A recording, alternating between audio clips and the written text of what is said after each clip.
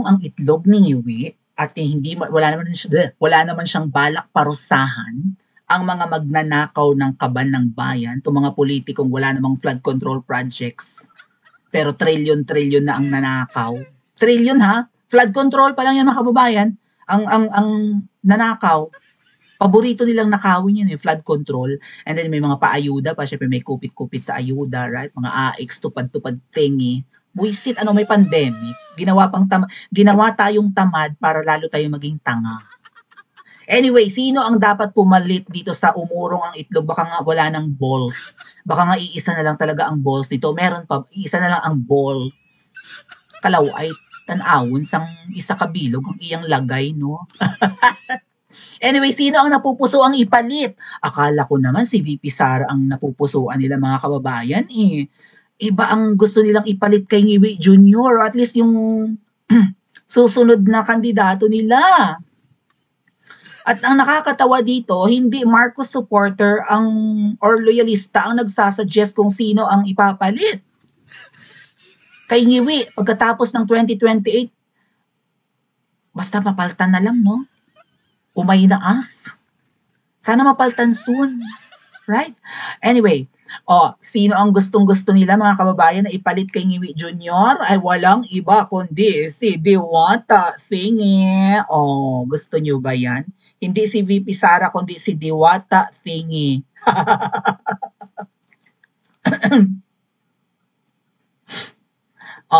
Bakit kaya si Diwata ang napupusuan ng kabilang parlor?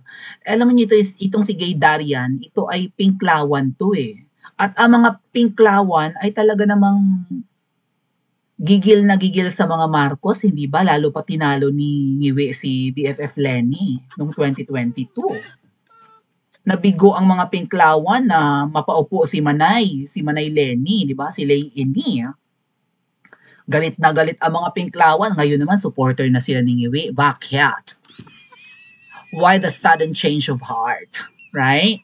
Ang sabi dito ni Gay Darian ay, in general, Torre, BBM may even find an option for succession in 2028. The competent gentleman is a natural and charismatic. Kinakita! Ano ang ginatumar sa mga tao nga ini? Tama pa ba ang pag-iisip ng mga to? Bigla ko naalala si Libag. Libag, bayaran mo na yung 5K ko. Nasa tama ka pa bang pag-iisip, Libag? Yung perang para sa amin ni Pebos, galing kay Miss Marlica, hindi mo ibinigay sa amin. Magkasama tayo sa Hong Kong. Aaraw-arawin kita ng singil. Ibinigay niya kung kanino. Di ba? Saan ka nakakita? Sabi daw ni Miss Marlica, ito ang pocket money ni Maui at Pebos. Binigay kay... Si bida-bida talaga ang laging involved sa transaction ng pere. Maisingit lang. Ang ginawa ni Libag, imbis isend sa amin yung 10K, at least hati kami ni Pebos, tigpa 5K. Diba? Pwede naman niyang iabot, nasa Hong Kong na kami. Ibinigay niya sa ibang tao, at ang inasahan niya, yung taong binigyan niya, ang magbigay sa amin. Di niya nakarating sa amin, malay ko kung anong ginawa ng taong yun sa pera. Dalawa ang naging middleman. Maharlika could have sent it to us, Pebbles and I, di ba? Pero sinikreto nga ni Miss Maharlika ang kanyang tulong sa amin. Hindi nga siya mayabang, okay? Kasi sikreto niya kaming binigyan ng pocket money ni Pebbles at ininaan kay Libag. Kasi itong si Libag, active lagi sa pera. Ito namang tangang Libag, isinan sa ibang tao para iabot sa amin. Wala nakarating sa amin. Nasa tama pa bang pag-iisip si Libag? Katulad nito, Libag, hindi kaya pinklawan ka? Kasi tiningnan ko yung personal Facebook mo, wala kang nakatago naka-hide yung posts mo from 2016 hanggang 2022. Ay 2011 pa yata yung personal Facebook mo. Biro mo nawawala yung ilang taon mong posts? So hindi kaya pinklawan ka? Kasi magkakauri kayo, no? Ito si Gay Darian, pinklawan to. So, ang pinakamaganda raw pumalit kay Ngiwi ay si Torre. Agree ba kayo? Payag kayo? Ang susunod na presidente ng Pilipinas, si Diwata. Hindi si Mangga, hindi si Tamba, si Diwata.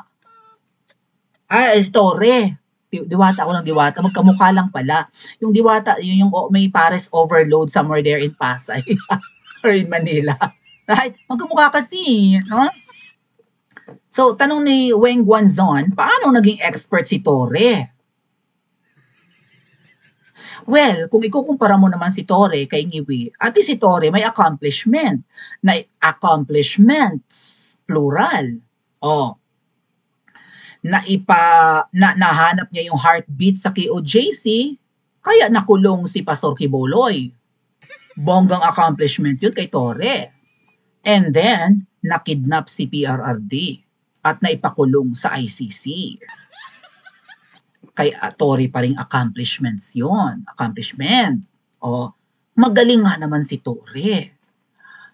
Pero ang sabi po ng mga netizens ay, maitim na nga ang balat ni Torre, maitim pa ang budhi. Grabe naman to mga netizen na to, no? May nag-post talaga niyan. Hindi ko lang mahanap kasi mapapahaba tayo eh. Tinerno raw ang balat ni Torre sa budhi niya. Tapos ito ang gustong maging Pangulo, gusto ni Gay Darian, isang pinklawan, na ang susunod na Pangulo, si Torre. Saan papunta ang Pilipinas? PNP chief pa lang yan, di ba? Or at least general ng Philippine National Police, ganun ang kademonyohan ng accomplishments. Paano pa pag humawak yan ng seat, umupo yan sa seat of power? Baka daigin na niya si Anis. Si Adolf, gets nyo? Bawal yatang banggitin yung apelyado nun eh. Si Adolf Hitler. Itong singiwi nga na ito, diktador din eh. Hindi lang declared, no? Hindi lang parang undeclared martial law kasi ang nangyayari sa Pilipinas. Kasi lahat ng mga critics pinapatahimik, di ba?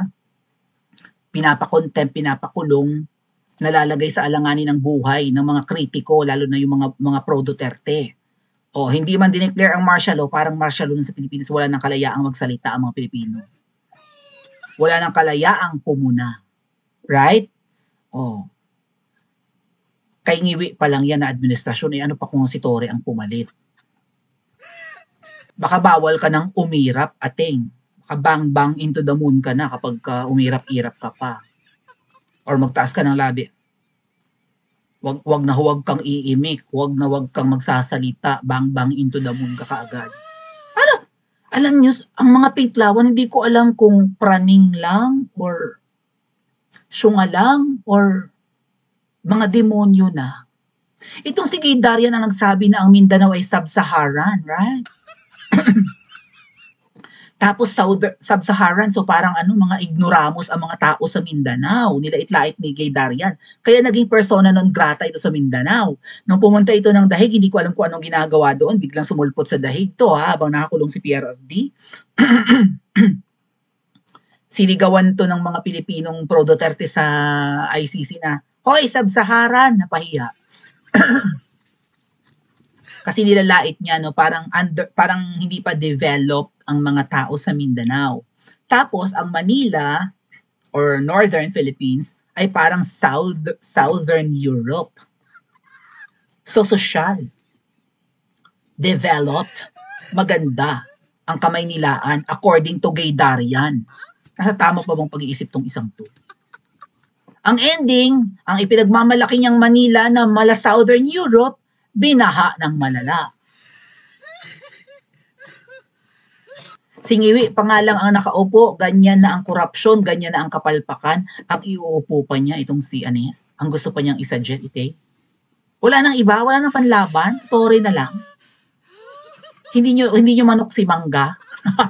At least yung mga double agents, si Mangga ang manok, di ba? Itong mga nagkukunwaring Duterte supporters, at least si Mangga ang manok nila.